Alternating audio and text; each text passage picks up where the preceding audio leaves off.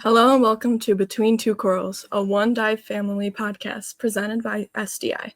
My name is Leila Meany and I am joined by Jack Carney and Sierra Hamlin. Today we are going to discuss kids in diving and our experiences. Thank you, Jack and Sierra, for joining us. Hello, my name is Jack Carney. I've been diving since 2020, and my favorite wreck dive is the Helma Hooker because I like how the ship is on its side, and you could see how all the tarpon like to relax under the ship. You could actually see them up close instead of actually seeing them like panicked. And that's why that's my favorite wreck dive. Sierra, do you have anything to add? Hi, I'm Sierra. I'm 20 years old. I have been diving for about 7 years now. My favorite dive site must be the Stolt off of New Jersey. It's one of my first dive sites when I began diving off of Jersey, and it opened a whole new world of dive to me. That's awesome. So what's the Stolt like? It's cold and it's very green, I will say. But it is a big Stolt tanker. And there's a tradition for first-time divers on the Stolt to pull off little tiles from the kitchen area of the Stolt to bring back as a souvenir or a momentum of the fact that they dove off Jersey for their first time. That's very cool. What's your favorite part of the dive? It has a great ecosystem down there. It has a bunch of small invertebrates and vertebrates. It's a great first dive for Jersey divers. In all honesty, it is a pretty intact wreck. And also there are points of entrance still. And it's not an overly scary first dive site or an overly deep first dive site, in my personal opinion. That's very cool, Sierra. Can you tell us about your training? I would love to. I got trained by Kevin Pang and Ed over at South Jersey Dive when I was about 13. It was very hands-on. No matter what, it was always my safety first. As a child diver, as a young adult diver, it was always, let's make sure that you feel safe going into these situations. So obviously, we did the on-surface training first, where we went over safety procedures and how to do everything just right. Then we got fitted with gear and we would fiddle with it on land. And then we moved to the pool and then we moved to open water. I would say it's very similar to an adult getting trained. It's just a little more hands-on of the instructors being like, let's make sure that we're taking extra steps just to make sure that, one, we aren't throwing you in the deep end. Two, we are making sure that you feel confident in your own ability as a diver. It's very cool. Jack, can you tell us about your experience? My experience is I learned from the e-learning course that my dad created and my mom. My dad helped me a little bit on the e-learning course because I was pretty young when I was doing it. And when I finally finished, the first time I ever dived was in the Bahamas, and I got to dive some of the coral reefs there. And my experience with it is it's. At the beginning, it was quite hard, but at the end, it was pretty easy. I had a similar experience to Jack, but I learned most of the stuff before doing the e-learning because of my dad being an instructor. So we learned most of our stuff in my pool. And then I did the e-learning course, and I had my first real dive in the St. Lawrence River doing a wreck. The St. Lawrence River is a river between the United States and Canada. It has a lot of shipwrecks, and I love to dive each one of them. My first one was the Keystorm. It's a pretty big ship, and it is made out of cold steel. Sometimes it gets very murky down there, but it's really cool either way. Have you guys done the St. Lawrence? No, but it is a must dive for me at some point. No, I've never heard of it. Jack, have you done anything in New Jersey? Nope, I've only dove in Bonaire and South Florida. In the Bahamas, yeah. Well, we're in Bonaire right now. Sierra, do you have any stories about Bonaire?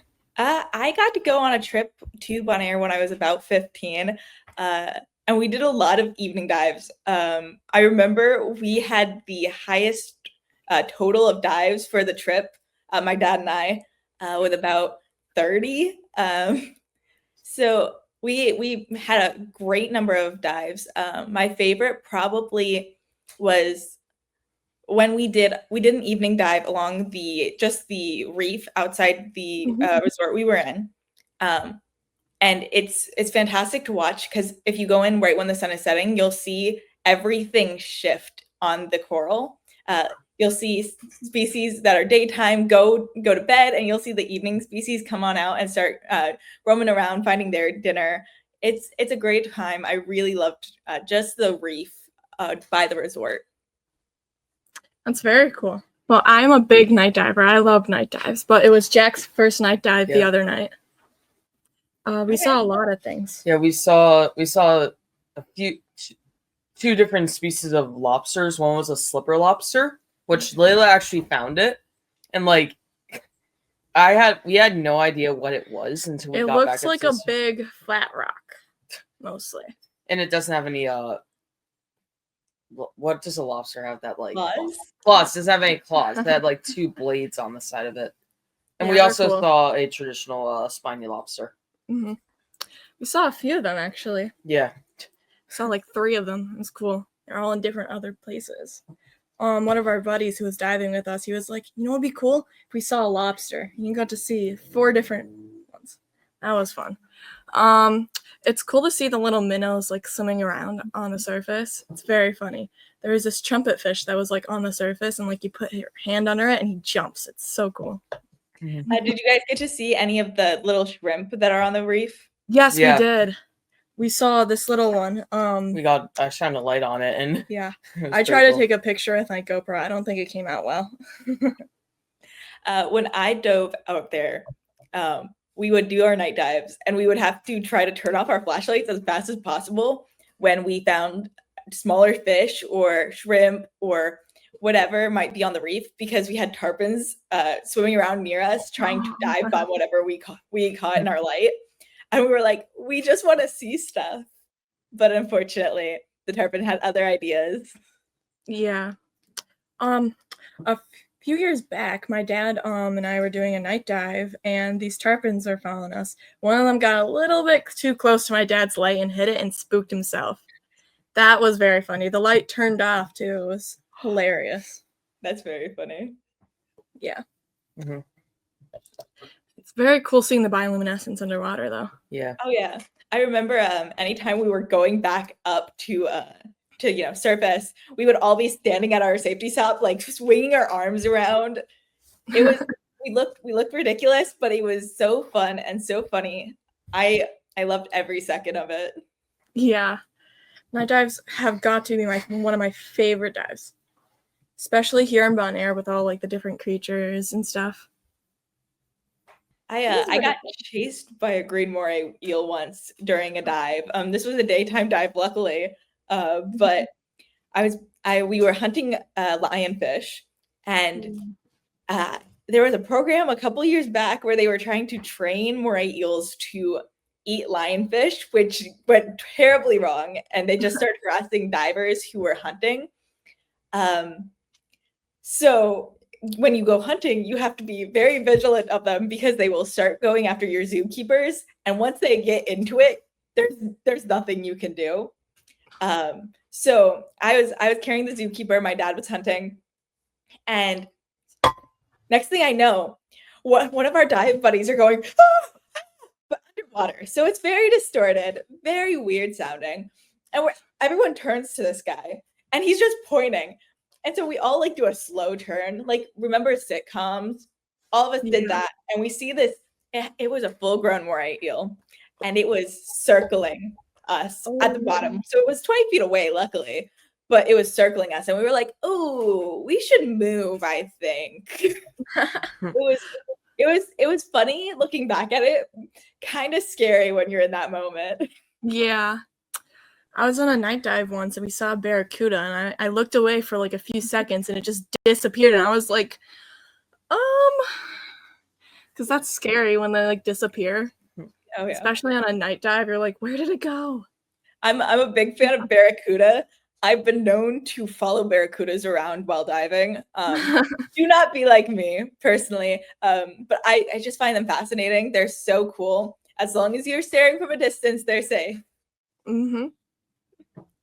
I like to just like look around at all the stuff, so I often get like often my partners have to hit their tank to get my attention. I'll be like, huh? They're like, oh, we're going this way. Yeah.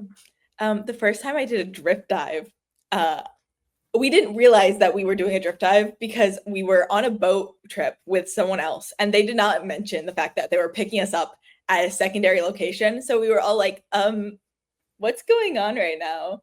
But we get down there, and the current's going. I was like, oh, this is crazy. I did not know we were doing this today. And there's this Goliath grouper. And it's just staring at us as we're going. And my dad describes this moment as the funniest cartoonish moment they have ever seen while diving. So I got taken by the current. I hit like one spot where the current was just ripping, and I was like, oh, okay, this is great. This is fun. I'm moving at like top speeds. And the grouper just started chasing me. He thought we were playing chase. I don't know, but it's a fun moment looking back on it because I did not know that the grouper was following me. I thought the grouper was just making its way home. Yeah, current dives are fun. I believe it was called the Finger, and it has multiple like different currents in between like these rocks, and there's like little spaces you can go in between, and it was really fun to see the different animals there. So, do you guys like wreck dives better or reef dives? I used to like reef dives, but now I like wreck dives a little bit more. The reason is because when the reef diving, it's pretty cool seeing all the fish, but I like kind of seeing how all the corals and other creatures adapt to human-made like structures, and it's pretty cool how they like adapt to it. Because when we were diving the Helma Hooker, we could see all of like these. Originally, I thought they were wires, but they were actually types of corals, and there's different types of coral species living on the ship, and a lot of fish made it their new home. So basically,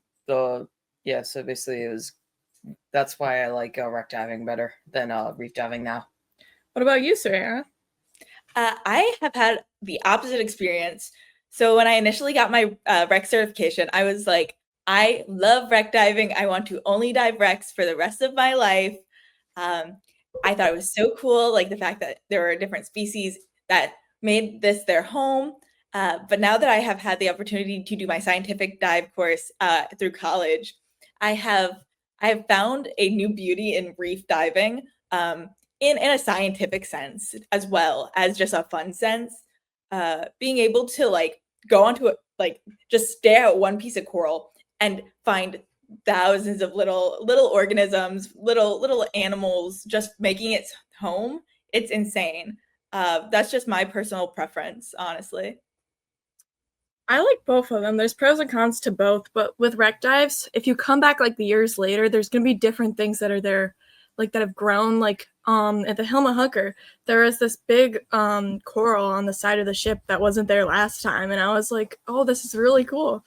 But then with like reef dives, you can see so much like animal life, and like there's so many things you can see, and like different cracks and crevices. It's very pretty. So do you guys have any like dream destinations you guys want to dive? I Jack? would like to dive Truk Lagoon because I would like to see all of the. I really like history and World Wars. Also, it would be really cool seeing all like the shipwrecks and World War II planes there, because it would be pretty cool to see how they all sunk and how it actually happened, because the U.S. bombed a Japanese base, and it'll be really cool to see. It's this one thing my dad's been talking about. It's called R2D2, and it's this like it does not look like R2D2, but it's been like named R2D2 because it kind of but not looks like R2D2, and it's kind of funny to look at. My dad's talked about it a lot, so that's the reason why I like to dive there. Sierra, what's the spot that you want to go to? I have a couple. My dad and I would really like to dive the Philippines during the migration season of whale sharks. Ooh.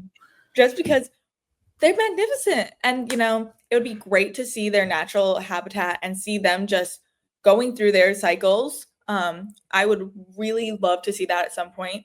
And then another place I personally want to dive without my dad would be the oil rigs off of Texas.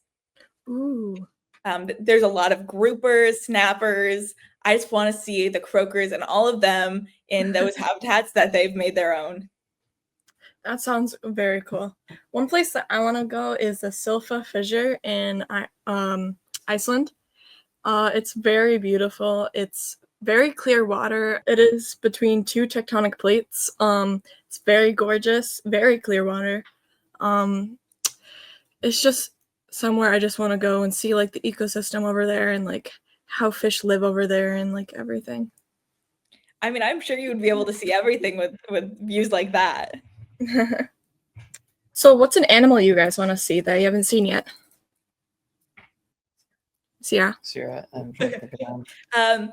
As I've said before, I really want to see whale sharks during their migration pattern. However, I have always wanted to see great white sharks, like cage diving preferably. However, I want to see a bunch of different shark species, just so I can see how they interact with their environment as well.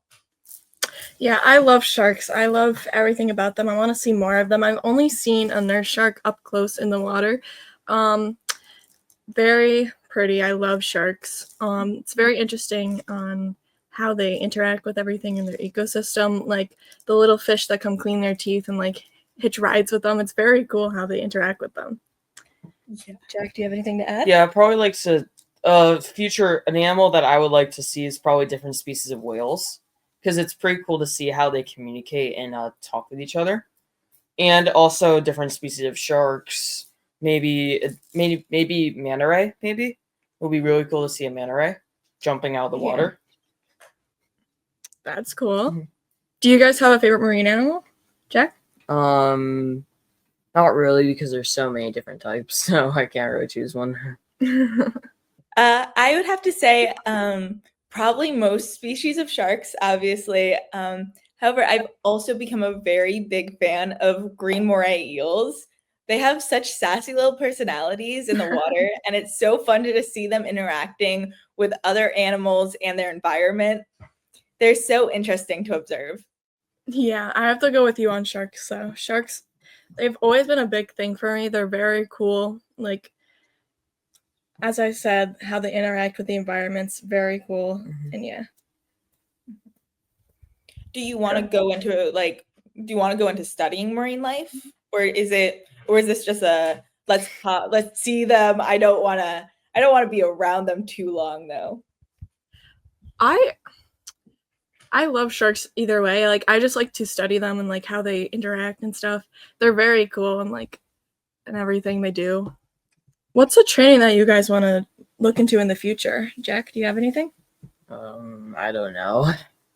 Sierra, do you have anything? I would really like to become a dive master at some point. I was thinking about doing it through my school. However, I realized I really miss the personalized dive shop experience. So fingers crossed that I can go back and see Ed and Kevin and be able to get my dive master with them. Yeah. I would like to do open water free dive. I really find it interesting on how people free dive and go all the way down there without a tank and stuff. It's very cool and I want to try it. Okay. Yeah. That's a lot of work. Yeah. I have seen though people in their training. It's kind of scary, but at the same time it's very cool. Yeah. I know a lot of the dive masters over in Roatan, Bonaire, used to be free divers, and then they got the resort to come in and be like, hey, we'll pay you to actually put on a tank and dive that way.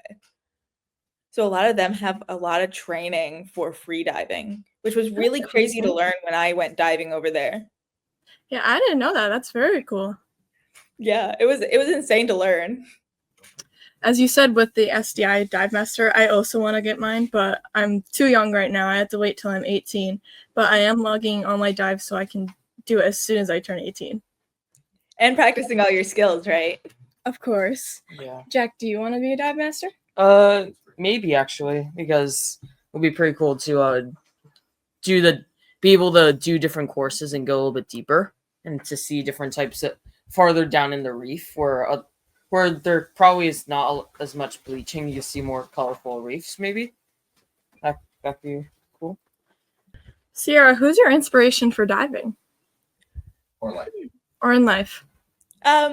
So those are very different answers. So in my life, it's my dad. My dad is my role model, my hero. My dad and I are best friends now that I'm like fully grown. And for diving is probably also my dad, but it's a mix of my dad and Kevin Pang. Kevin, obviously, as my instructor, was the one who like grabbed my hand and went, "Okay, we're gonna get in the water now." So I really appreciate that, and also the fact that he never underestimated me. When I started doing my rescue dive courses, he was like, "Yeah, no, you're not getting like out easy on this. Actually, I'm going to flood my wetsuit and you are going to rescue me." So I really appreciate the fact that he never underestimated me while I was trying to figure out who I wanted to be as a diver. That's awesome. Jack, who's your inspiration and in life and in diving? My inspiration in life and diving is my mom and dad. My dad was one of the first people to actually allow me to put a scuba tank on. My mom helps me. She gave me some motivation on scuba diving because she likes scuba diving a lot, and she has the same amount of experience as my dad, and I really like diving with her a lot. My inspiration's gotta be my dad. He got me into diving at a young age, and like he keeps telling me stuff about diving and like getting me more interested in it, and like I build off from there, and it's awesome. And if I never got into diving, I wouldn't be here where I am today, going on all these cool dives and seeing all these cool things. My inspiration for life has got to be my mom. She's always taught me how to keep going, and she's always there for me in hard times, and like I love her, both of them so much. Thank you, Sierra and Jack, for coming to the podcast. Thank you so much for having me. Thank you for having me. Thank you guys for watching Between Two Corals and One Dive Family podcast, presented by SDI.